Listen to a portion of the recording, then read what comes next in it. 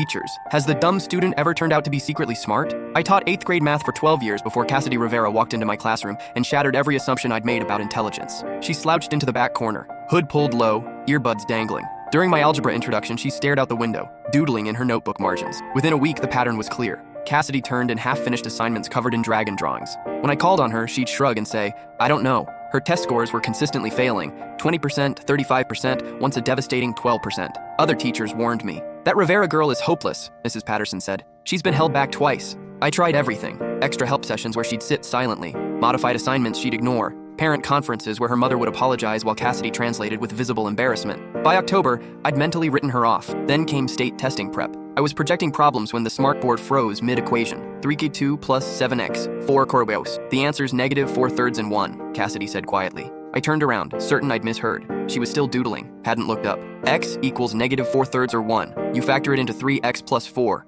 times x minus 1, set each equal to 0. The classroom went silent. I worked through the problem. She was right. Perfectly right. I started watching her carefully. Her sketches weren't random, they were mathematical. Fractal patterns, geometric transformations, architectural designs with perfect proportions. One day, I glimpsed her notebook margins. They were filled with calculus-level derivatives and integrals. After class, I asked her to stay. "Cassidy, where did you learn calculus?" Her face flushed. "I don't know what that is." "The equations in your notebook. Where did you learn them?" "Finally, YouTube, Khan Academy. MIT has free lectures online." My heart stopped. "How long have you been teaching yourself?" "Since 6th grade. When Mrs. Chen said I'd never understand fractions, I wanted to prove her wrong." The pieces fell together with devastating clarity. The incomplete assignments were finished. She'd solved them mentally. The failing tests were intentional. She'd calculated minimum scores to pass without drawing attention. Why hide it? She looked at me like I was naive. Kids where I live who act smart get beat up. Teachers think we're all stupid anyway. Easier to be invisible. The next day, I approached her differently. "What if I gave you problems worthy of your actual ability? Just between us?" Her eyes lit up for the first time all year.